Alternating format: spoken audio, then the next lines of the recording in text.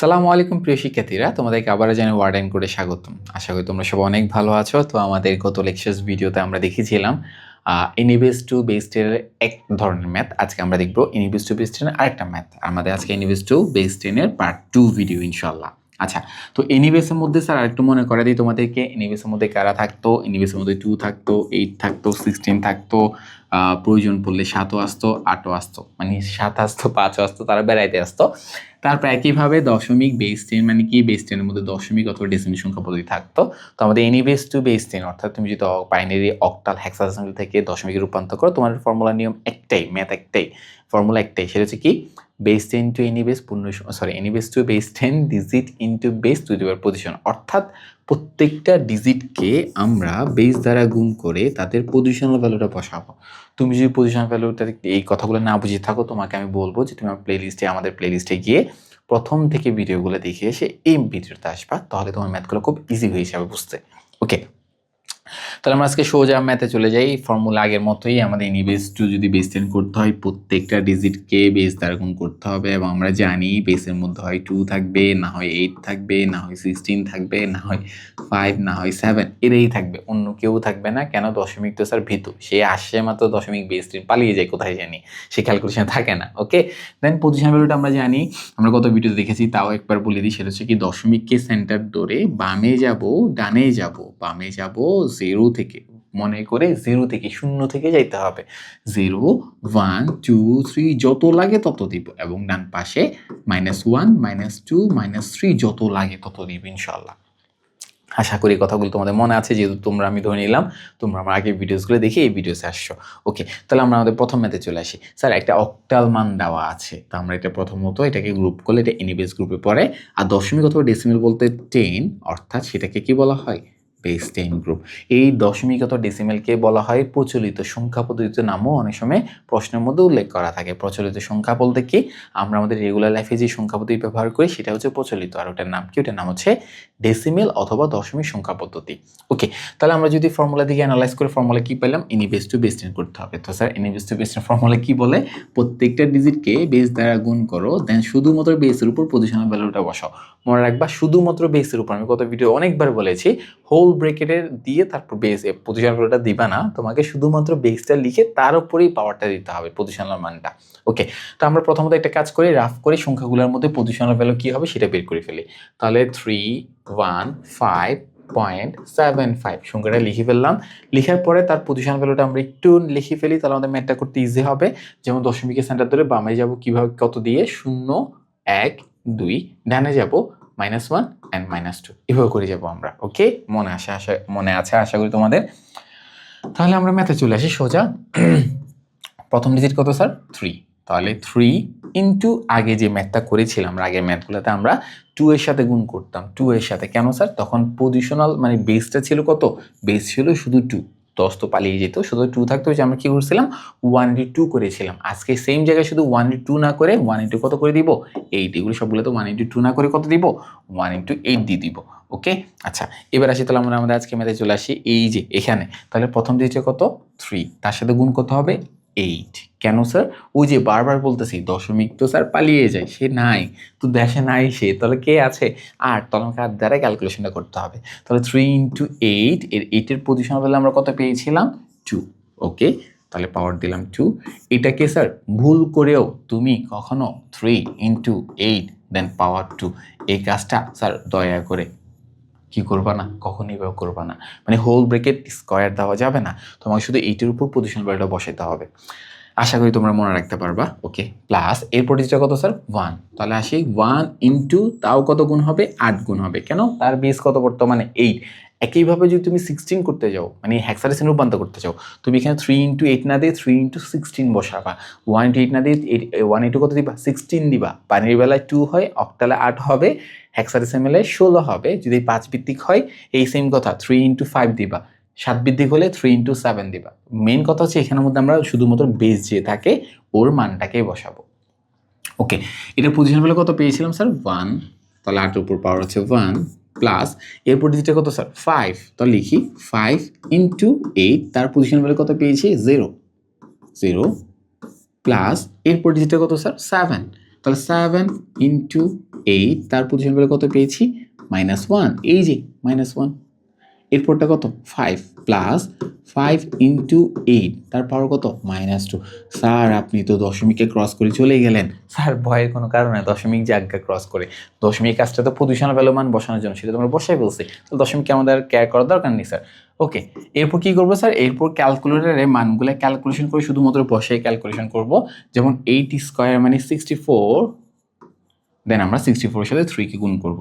আমরা ক্যালকুলেটরে চলে আসি স্যার, একটু খেয়াল করবা। দেখো আগেরগুলো মুছে দিই। কত আমরা 3 ইন্টু 8 টু দি পাওয়ার মানে 8 স্কোয়ার, 2 মানে 8 স্কোয়ার, তো 3 into 8 square is equal to কত পাইছি? 192। তাহলে আমরা লিখে ফেলবো এখানে এটার মান কত পাইছো তুমি? এটার মান পাইছো 192 প্লাস এটার মান বের করি স্যার। 8 টু দি পাওয়ার 1 মানে 8, তার সাথে 1 গুণ করলে 80 হয়। ওকে, প্লাস 8 টু দি পাওয়ার 0, আমরা গত ভিডিওতে বলেছিলাম সংখ্যাটা যত বড় হোক না কেন তার পাওয়ার যদি 0 হয় তার মান কত হয়ে যাবে? তার মান 1 হয়ে যাবে। তাহলে 1, তাহলে 5 এর সাথে 1 গুণ করলে কত হয়? শুধু 5ই হয়। ওকে, এরপর তুমি 8 to the power 7 into 8 to the power -1 করবা। ওকে, করি ফেলে আমরা একসাথেই করবো। আমরা তোমাদেরকে যেটা কথা দিয়েছি আমরা একসাথে ম্যাথ করবো, আমি করে ফেলবো না, তো তোমাকে করতে দিব না। ওকে, 7 ইন্টু 8 টু দি পাওয়ার -1, দেখো 7 ইন্টু 8 টু, জাস্ট এই মানটাকে আমি ক্যালকুলেটরে বসাই দিছি। তুমি ঠান্ডা মাথায় এটা বের করে ফেলছো না, দেন তোমার কাছে ক্যালকুলেটর সুন্দর করে এগুলো বসাই দিবা। 7 ইন্টু 8 -1 ইজ ইকুয়াল টু কত? ইজ ইকুয়াল টু হচ্ছে যে 0.85। ওকে, 0.875 না, আমার ভুল হইতেই পারে। হ্যাঁ, 0.875। এরপর তাহলে এটা করি বলছি, এবার এটাতে আসি। 5 ইন্টু 8 টু দি পাওয়ার -2 আসি। দেখো মুছে দিলাম। 5 ইন্টু 8 টু দি পাওয়ার -2 কত আসছে? 0. ও বাবা, অনেক বড় সংখ্যা আসছে। তো তুমি চাইলে পুরো সংখ্যাটা লিখতে পারো, অথবা তুমি প্রথম থেকে কয়টা ডিজিট নিতে পারো। আমি পুরো সংখ্যাটাই নিলাম। কথার কথা, কত আসছে? 0.0781। কোথায় গেল? সরি, 0.07, ভুলিয়ে গেলাম কি ছিল? 0.078125 স্যার, 8125। স্যার এগুলো তো মুখস্থ করার দরকার নেই, ক্যালকুলেটর যে আসছে ওগুলো দেখে দেখে বসে দিবা। আমি যখন লিখতে যাই তখন ক্যালকুলেটর চলে যায়, ওই জন্য আমাকে এতক্ষণ সময় লাগতেছে আমার। তোমাদের আশা করি এতক্ষণ সময় লাগার কথা লাগবে না, আশা করি তোমাদের। ওকে, তাহলে আমরা কি করলাম স্যার একটু খেয়াল করিও। আমরা এখানে এই মানটাকে এটা লিখে ফেললাম, এটা মানও লিখলাম, এটার মানও লিখলাম, তারপর কই গেল? এটার মানও লিখছি, এটার মানও লিখেছি। তাহলে আমরা সবগুলো মান লিখে ফেলেছি। তাহলে আমরা এখন কি করব? ক্যালকুলেটরে সবগুলাকে সিরিয়ালি বসাই যোগ করে দিব। ওকে, করে ফেলি। 192 প্লাস 8 প্লাস 5 প্লাস 0.875 প্লাস 0.078125। দেখেছো আমি কি করলাম? প্রত্যেকটা সংখ্যাকে এই যে মানগুলো আমি ঠান্ডা মাথায় ক্যালকুলেটর দিয়ে করলাম, এই মানগুলোকে আমি কি করে দিচ্ছি? সবগুলোকে আমি একসাথে যোগ করে দিচ্ছি। 0.078125। ওকে, কত আসছে? 205.953125। স্যার যা আসে তা, আমার শুধু ঠান্ডা মাথায় এটা করতে হবে, দেন এগুলো তো স্যার ক্যালকুলেটর যেটা দিবে সেটাই আমাদের অ্যান্সার। কত আসছিল? 205.953125, 953125। আশা করি আমি ঠিক লিখেছি। তাও একবার চেক করে দেখো তোমরা, আমিও দেখি। 953125 হয়ে গেছে। তো এটা কি সংখ্যা বের করলাম স্যার? দশমিক সংখ্যা বের করলাম। স্যার খুবই সহজ, কঠিন কিছু না, শুধুমাত্র আমাদের এটা করতে হবে। স্যার আপনি তো সবই বলেন সহজ, আপনি পড়ান না। স্যার আপনাদেরও সহজ হবে। আপনাদের সহজ করার জন্যই আমরা এতগুলো প্র্যাকটিস একসাথে করছি, যাতে করে তুমিও পারো আমিও পারি এবং সবগুলো খুব ইজিলি সলভ করতে পারি। ওকে, এবার আমরা একটা ম্যাথ নিয়ে আসছি তোমাদের জন্য। এটা আমাদের আজকে ভিডিওসের লাস্ট ম্যাথ। আমরা প্রত্যেকটা টপিক থেকে চেষ্টা করেছি দুটো করে ম্যাথ প্র্যাকটিস করতে। ওকে, যাতে করে তোমরা খুব ভালো করে বুঝতে পারো। তো স্যার সেম প্রথমত আমরা যখন এটা দেখলাম, গ্রুপ করলাম, এটা হচ্ছে এনি বেস, এটা হচ্ছে 10 মানে হচ্ছে কে বেস 10। তাহলে হচ্ছে কি স্যার? আমি এনি বেস থেকে বেস 10 যাচ্ছি। তো এনি বেস থেকে বেস 10 ফর্মুলা কি ছিল sir? Very good, digit into base to the power position.